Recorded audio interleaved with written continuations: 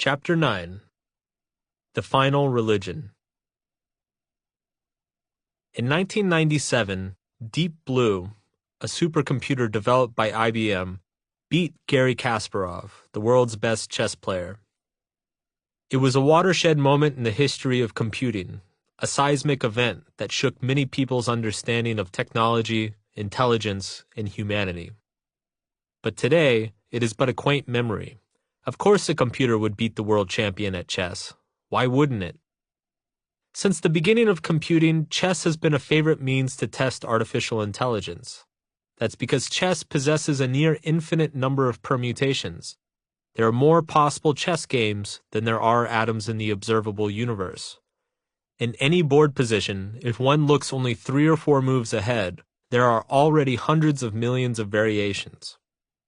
For a computer to match a human player, not only must it be capable of calculating an incredible amount of possible outcomes, but it must also have solid algorithms to help it decide what's worth calculating. Put another way, to beat a human player, a computer's thinking brain, despite being vastly superior to a human's, must be programmed to evaluate more or less valuable board positions. That is, a computer must have a modestly powerful feeling brain programmed into it. Since that day in 1997, computers have continued to improve at chess at a staggering rate. Over the following 15 years, the top human players regularly got pummeled by chess software, sometimes by embarrassing margins. Today, it's not even close.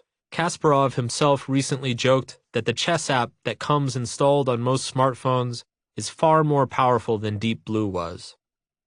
These days, chess software developers hold tournaments for their programs to see whose algorithms come out on top. Humans are not only excluded from these tournaments, but they'd likely not even place high enough for it to matter anyway. The undisputed champion of the chess software world for the past few years has been an open-source program called Stockfish. Stockfish has either won or been the runner-up in almost every significant chess software tournament since 2014. A collaboration between a half-dozen lifelong chess software developers, Stockfish today represents the pinnacle of chess logic. Not only is it a chess engine, but it can analyze any game, any position, giving grandmaster-level feedback within seconds of each move a player makes. Stockfish was happily going along, being the king of the computerized chess mountain, being the gold standard of all chess analysis worldwide, until 2018 when Google showed up to the party. And shit got weird. Google has a program called AlphaZero. It's not chess software. It's artificial intelligence, or AI software. Instead of being programmed to play chess or another game, the software is programmed to learn, and not just chess, but any game. Early in 2018, Stockfish faced off against Google's AlphaZero. On paper, it was not even close to a fair fight. AlphaZero can calculate only 80,000 board positions per second. Stockfish, 70 million. In terms of computational power, that's like me entering a foot race against a Formula One race car. But it gets even weirder. The day of the match, AlphaZero didn't even know how to play chess. Yes, that's right. Before its match with the best chess software in the world, AlphaZero had less than a day to learn chess from scratch. The software spent most of the day running simulations of chess games against itself, learning as it went. It developed strategies and principles the same way a human would, through trial and error. Imagine the scenario. You've just learned the rules of chess, one of the most complex games on the planet. You're given less than a day to mess around with a board and figure out some strategies. And from there, your first game ever will be against the world champion. Good luck.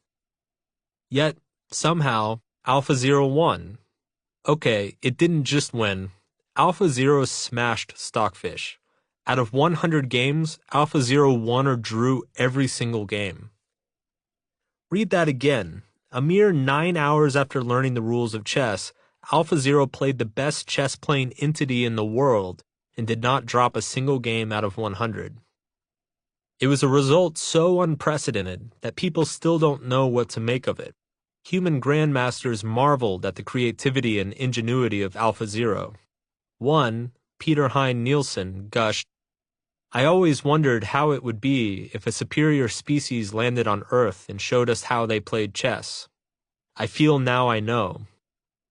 When AlphaZero was done with Stockfish, it didn't take a break. Pfft, please, breaks are for frail humans. Instead, as soon as it had finished with Stockfish, AlphaZero began teaching itself the strategy game Shogi. Shogi is often referred to as Japanese chess, but many argue that it's more complex than chess.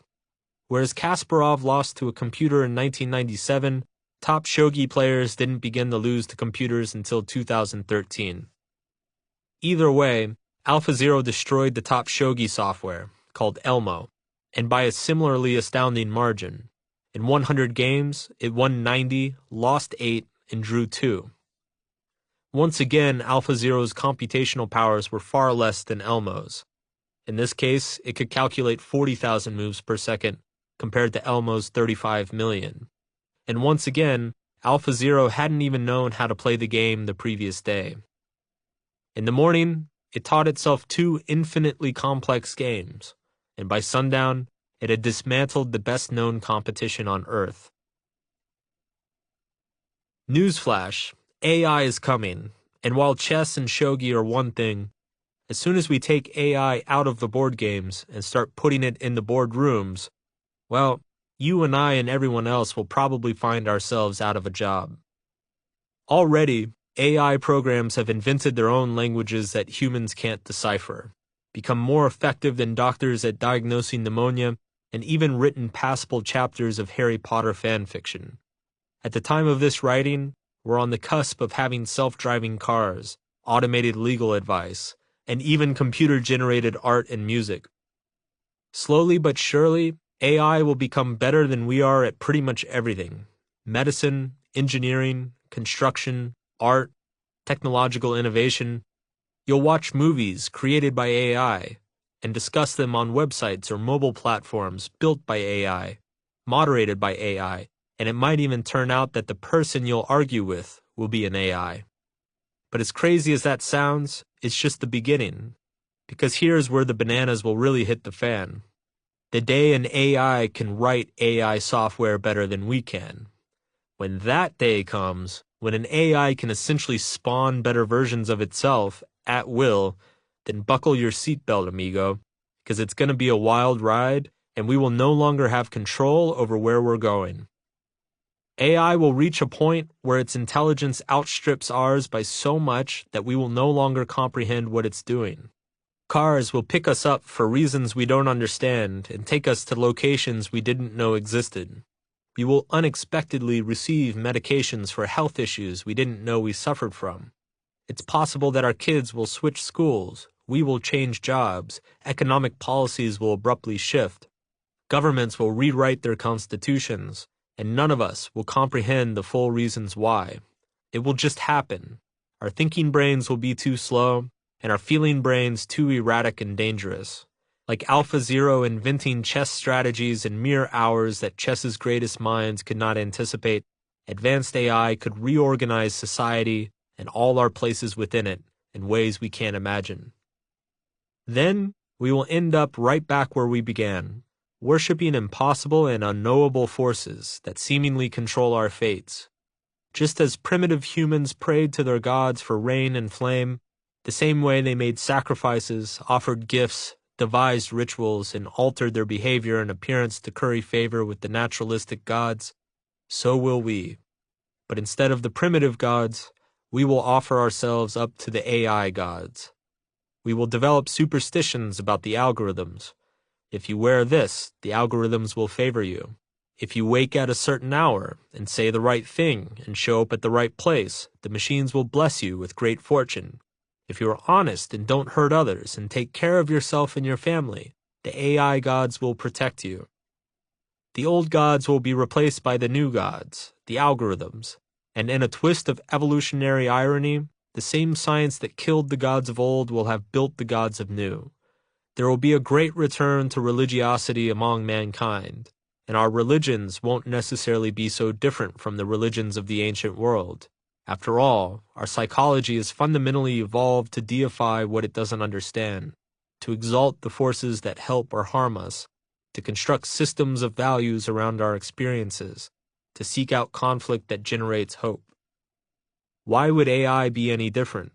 Our AI gods will understand this, of course, and either they will find a way to upgrade our brains out of our primitive psychological need for continuous strife, or they will simply manufacture artificial strife for us. We will be like their pet dogs, convinced that we are protecting and fighting for our territory at all costs, but in reality, merely peeing on an endless series of digital fire hydrants. This may frighten you. This may excite you. Either way, it is likely inevitable. Power emerges from the ability to manipulate and process information, and we always end up worshiping whatever has the most power over us. So allow me to say that I, for one, welcome our AI overlords. I know that's not the final religion you were hoping for, but that's where you went wrong, hoping. Don't lament the loss of your own agency. If submitting to artificial algorithms sounds awful, understand this. You already do, and you like it. The algorithms already run much of our lives. The route you took to work is based on an algorithm. Many of the friends you talked to this week, those conversations were based on an algorithm. The gift you bought your kid, the amount of toilet paper that came in the deluxe pack, the 50 cents in savings you got for being a rewards member at the supermarket, all the result of algorithms. We need these algorithms because they make our lives easier. And so will the algorithm gods of the near future. And as we did with the gods of the ancient world, we will rejoice in and give thanks to them. Indeed, it will be impossible to imagine life without them. These algorithms make our lives better. They make our lives more efficient. They make us more efficient. That's why, as soon as we cross over, there's no going back. We are bad algorithms. Here's one last way to look at the history of the world. The difference between life and stuff is that life is stuff that self-replicates. Life is made out of cells and DNA that spawn more and more copies of themselves. Over the course of hundreds of millions of years, some of these primordial life forms develop feedback mechanisms to better reproduce themselves. An early protozoan might evolve little sensors on its membrane to better detect amino acids by which to replicate more copies of itself, thus giving it an advantage over the other single-celled organisms. But then maybe some other single-cell organism develops a way to trick other little amoeba-like things' sensors, thus interfering with their ability to find food and giving itself an advantage. Basically, there's been a biological arms race going on since the beginning of forever. This little single-cell thing develops a cool strategy to get more material to replicate itself than do other single-cell organisms, and therefore it wins the resources and reproduces more. Then another little single-cell thing evolves, and it has an even better strategy for getting food, and it proliferates. This continues on for billions of years, and pretty soon you have lizards that can camouflage their skin, and monkeys that can fake animal sounds, and awkward middle-aged divorced men spending all their money on a bright red Chevy Camaro, even though they can't really afford it. All because it promotes their survival and ability to reproduce. This is the story of evolution, survival of the fittest and all that. But you could also look at it a different way. You could call it the survival of the best information processing. Okay, not as catchy perhaps, but it actually might be more accurate. See, that amoeba that evolves sensors on its membrane to better detect amino acids, that is, at its core, a form of information processing. It is better able than other organisms to detect the facts of its environment. And because it developed a better way to process information than other blobby cell-like things, it won the evolutionary game and spread its genes. Similarly, the lizard that can camouflage its skin, that too has evolved a way to manipulate visual information to trick predators into ignoring it. Same story with the monkeys faking animal noises. Same deal with the desperate middle-aged dude in his Camaro. Or maybe not. Evolution rewards the most powerful creatures, and power is determined by the ability to access, harness, and manipulate information effectively. A lion can hear its prey over a mile away. A buzzard can see a rat from an altitude of 15,000 feet. Whales develop their own personal songs and can communicate up to 100 miles away from each other while underwater. These are all examples of exceptional information processing capabilities, and that ability to receive and process information is linked to these creatures' ability to survive and reproduce. Physically, humans are pretty unexceptional. We are weak, slow, and frail, and we tire easily. But we are nature's ultimate information processors. We are the only species that can conceptualize the past and the future, that can deduce long chains of cause and effect, that can plan and strategize in abstract terms, that can build and create and problem solve in perpetuity. Out of millions of years of evolution, the thinking brain, Kant's sacred conscious mind, is what has, in a few short millennia, dominated the entire planet and called into existence a vast, intricate web of production, technology, and networks. That's because we are algorithms. Consciousness itself is a vast network of algorithms and decision trees, algorithms based on values and knowledge and hope. And as we've learned throughout this book, our algorithms kind of suck.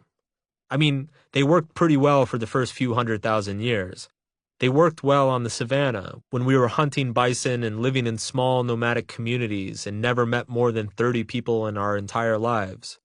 But in a globally networked economy of billions of people, stocked with thousands of nukes and Facebook privacy violations and holographic Michael Jackson concerts, our algorithms kind of suck. They break down and enter us into ever-escalating cycles of conflict that, by the nature of our algorithms, can produce no permanent satisfaction, no final peace.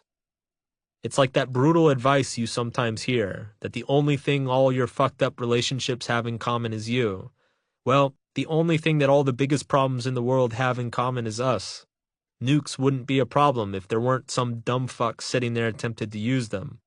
Biochemical weapons, climate change, endangered species, genocide, you name it, none of it was an issue until we came along. Domestic violence, rape, money laundering, fraud, it's all us. Life is fundamentally built on algorithms. We just happen to be the most sophisticated and complex algorithms nature has yet produced, the zenith of about 1 billion years worth of evolutionary forces. And now we are on the cusp of producing algorithms that are exponentially better than we are. Despite all our accomplishments, the human mind is still incredibly flawed. Our ability to process information is hamstrung by our emotional need to validate ourselves. It is curved inward by our perceptual biases. Our thinking brain is regularly hijacked and kidnapped by our feeling brain's incessant desires, stuffed in the trunk of the consciousness car and often gagged or drugged into incapacitation. And as we've seen, our moral compass too frequently gets swung off course by our inevitable need to generate hope through conflict. As the moral psychologist Jonathan Haidt put it, morality binds and blinds. Our feeling brains are antiquated, outdated software. And while our thinking brains are decent, they're too slow and clunky to be of much use anymore. Just ask Garry Kasparov. We are a self-hating, self-destructive species. That is not a moral statement. It's simply a fact. This internal tension we all feel all the time, that's what got us here. It's what got us to this point. It's our arms race. And we're about to hand over the evolutionary baton to the defining information processors of the next epoch. The machines. When Elon Musk was asked what the most imminent threats to humanity were, he quickly said there were 3. First, wide-scale nuclear war. Second, climate change. And then, before naming the third, he fell silent. His face became sullen. He looked down, deep in thought. When the interviewer asked him, "What is the third?" he smiled and said, "I just hope the computers decide to be nice to us." There's a lot of fear out there that AI will wipe away humanity. Some suspect this might happen in a dramatic Skynet Terminator 2 type conflagration. Others worry that some machine will kill us off by accident, that an AI designed to innovate better ways to make toothpicks will somehow discover that harvesting human bodies is the best way. Bill Gates, Stephen Hawking, and Elon Musk are just a few of the leading thinkers and scientists who have crapped their pants at how rapidly AI is developing and how underprepared we are as a species for its repercussions. But I think this fear is a bit silly. For one, how do you prepare for something that is vastly more intelligent than you are? It's like training a dog to play chess against, well, Kasparov. No matter how much the dog thinks and prepares, it's not going to matter. More importantly, the machine's understanding of good and evil will likely surpass our own. As I write this, 5 different genocides are taking place in the world. 795 million people are starving or undernourished. By the time you finish this chapter, more than 100 people, just in the United States, will be beaten, abused, or killed by a family member in their own home. Are there potential dangers with AI? Sure, but morally speaking, we're throwing rocks inside a glass house here. What do we know about ethics and the humane treatment of animals, the environment, and one another? That's right, pretty much nothing.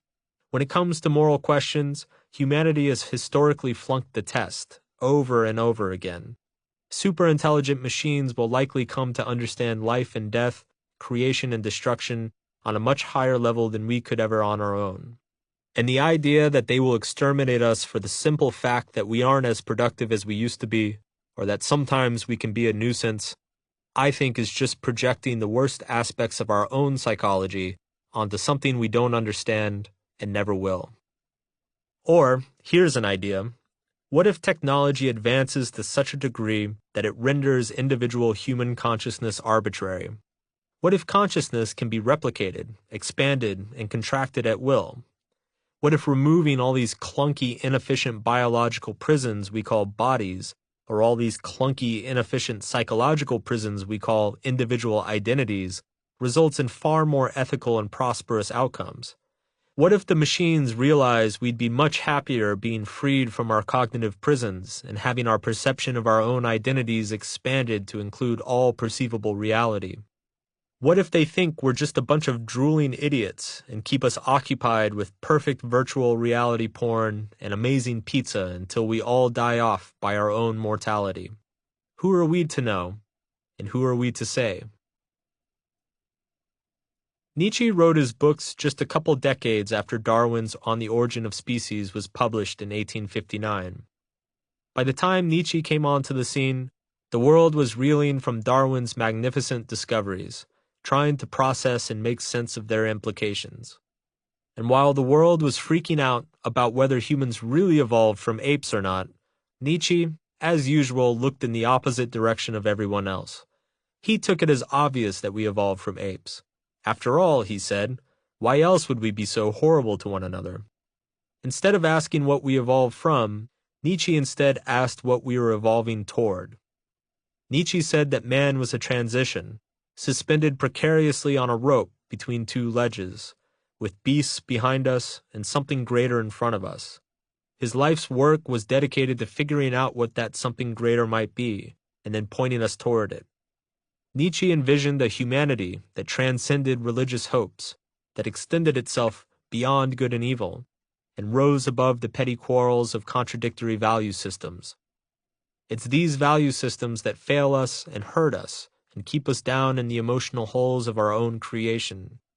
The same emotional algorithms that exalt life and make it soar in blistering joy are the same forces that unravel us and destroy us from the inside out. So far, our technology has exploited the flawed algorithms of our feeling brain.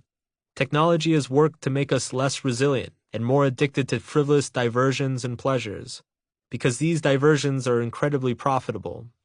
And while technology has liberated much of the planet from poverty and tyranny, it has produced a new kind of tyranny, a tyranny of empty, meaningless variety, a never-ending stream of unnecessary options. It has also armed us with weapons so devastating that we could torpedo this whole intelligent life experiment ourselves if we're not careful. I believe artificial intelligence is Nietzsche's something greater. It is the final religion, the religion that lies beyond good and evil, the religion that will finally unite and bind us all, for better or worse. It is, then, simply our job not to blow ourselves up before we get there. And the only way to do that is to adapt our technology for our flawed psychology rather than to exploit it. to create tools that promote greater character and maturity in our cultures rather than diverting us from growth, to enshrine the virtues of autonomy, liberty, privacy, and dignity, not just in our legal documents, but also in our business models and our social lives, to treat people not merely as means but also as ends, and more important, to do it at scale, to encourage anti-fragility and self-imposed limitation in each of us, rather than protecting everyone's feelings, to create tools to help our thinking brain better communicate and manage the feeling brain, and to bring them into alignment, producing the illusion of greater self-control. Look, it may be that you came to this book looking for some sort of hope, an assurance that things will get better, do this, that, and the other thing, and everything will improve. I am sorry, I don't have that kind of answer for you. Nobody does. Because even if all the problems of today get magically fixed, our minds will still perceive the inevitable fuckedness of tomorrow. So instead of looking for hope, try this. Don't hope, don't despair either. In fact, don't deign to believe you know anything. It's that assumption of knowing with such blind, fervent, emotional certainty that gets us into these kinds of pickles in the first place. Don't hope for better, just be better. Be something better. Be more compassionate, more resilient, more humble, more disciplined. Many people would also throw in there, be more human. But no, be a better human. And maybe, if we're lucky, one day we'll get to be more than human. If I dare. I say to you today, my friends, that even though we face the difficulties of today and tomorrow, in this final moment, I will allow myself to dare to hope. I dare to hope for a post-hope world, where people are never treated merely as means, but always as ends, where no consciousness is sacrificed for some greater religious aim, where no identity is harmed out of malice or greed or negligence, where the ability to reason and act is held in the highest regard by all, and where this is reflected not only in our hearts, but also in our social institutions and business models. I dare to hope that people will stop suppressing either their thinking brain or their feeling brain and marry the two in a holy matrimony of emotional stability and psychological maturity, that people will become aware of the pitfalls of their own desires, of the seduction of their comforts, of the destruction behind their whims, and instead seek out the discomfort that will force them to grow. I dare to hope that the fake freedom of variety will be rejected by people in favor of the deeper, more meaningful freedom of commitment, that people will opt in to self-limitation rather than the quixotic quest of self-indulgence, that people will demand something better of themselves first before demanding something better from the world. That said, I dare to hope that one day the online advertising business model will die in a fucking dumpster fire, that the news media will no longer have incentives to optimize content for emotional impact, but rather for informational utility, that technology will seek not to exploit our psychological fragility, but rather to counterbalance it, that information will be worth something again, that anything will be worth something again. I dare to hope that search engines and social media algorithms will be optimized for truth and social relevance, rather than simply showing people what they want to see, that there will be independent third-party algorithms that rate the veracity of headlines, websites, and news stories in real time, allowing users to more quickly sift through the propaganda-laden garbage and get closer to evidence-based truth, that there will be actual respect for empirically tested data, because in an infinite sea of possible beliefs, evidence is the only life preserver we've got. I dare to hope that one day we will have AI that will listen to all the dumb shit we write and say and will point out, just to us maybe, our cognitive biases, uninformed assumptions, and prejudices, like a little notification that pops up on your phone letting you know that you just totally exaggerated the unemployment rate when arguing with your uncle, or that you were talking out of your ass the other night when you were doling out angry tweet after angry tweet. I dare to hope that there will be tools to help people understand statistics, proportions, and probability in real time, and realize that, no, A few people getting shot in the far corners of the globe does not have any bearing on you, no matter how scary it looks on TV. That most crises are statistically insignificant and/or just noise, and that most real crises are too slow-moving and unexciting to get the attention they deserve.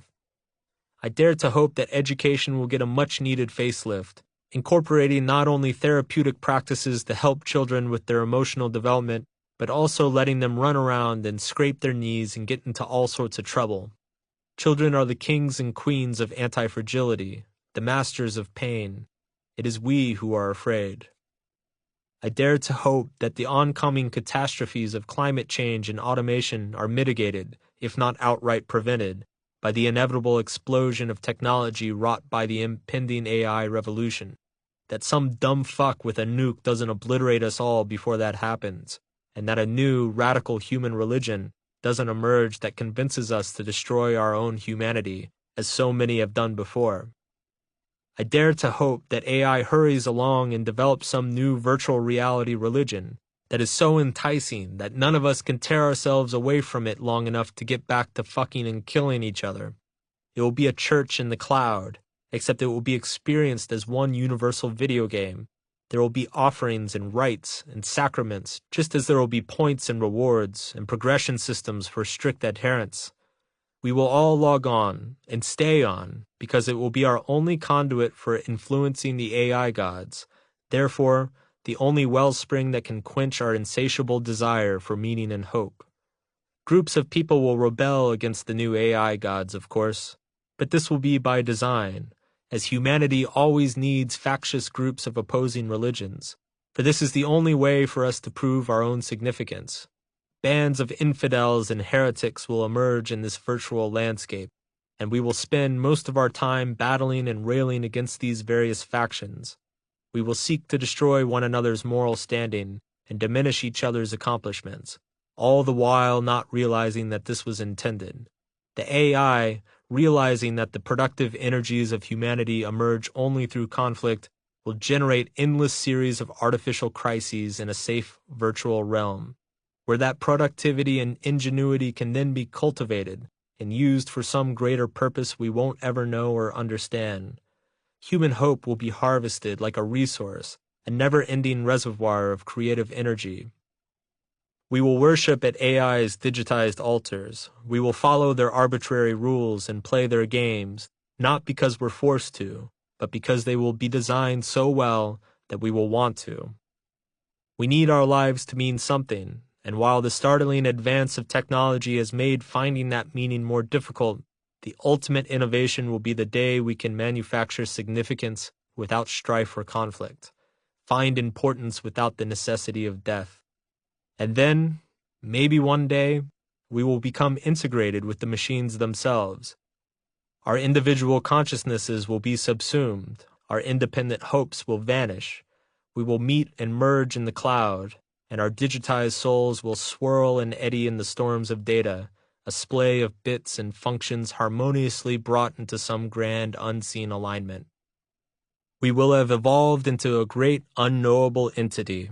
We will transcend the limitations of our own value-laden minds. We will live beyond means and ends, for we will always be both, one and the same. We will have crossed the evolutionary bridge into something greater and ceased to be human any longer. Perhaps then, we will not only realize but finally embrace the uncomfortable truth that we imagined our own importance, we invented our purpose, and we were, and still are, nothing. All along we were nothing, and maybe then, only then, will the eternal cycle of hope and destruction come to an end. Or, this is Mark Manson. This production of Everything Is Fcked, a book about hope, presented by HarperCollins and Harper Audio, was directed by Suzanne Franco Mitchell and recorded at CDM Sound Studios in New York City. Engineered by Charles de Montebello, Kathleen Conti, Brian Ramcharan, and Michael Bognar. It was produced by Common Mode, Paul Fowley, Technical Director, Executive producer, Suzanne Franco Mitchell. Text copyright 2019 by Mark Manson. Production copyright 2019 by HarperCollins Publishers. All rights reserved. Thank you for listening.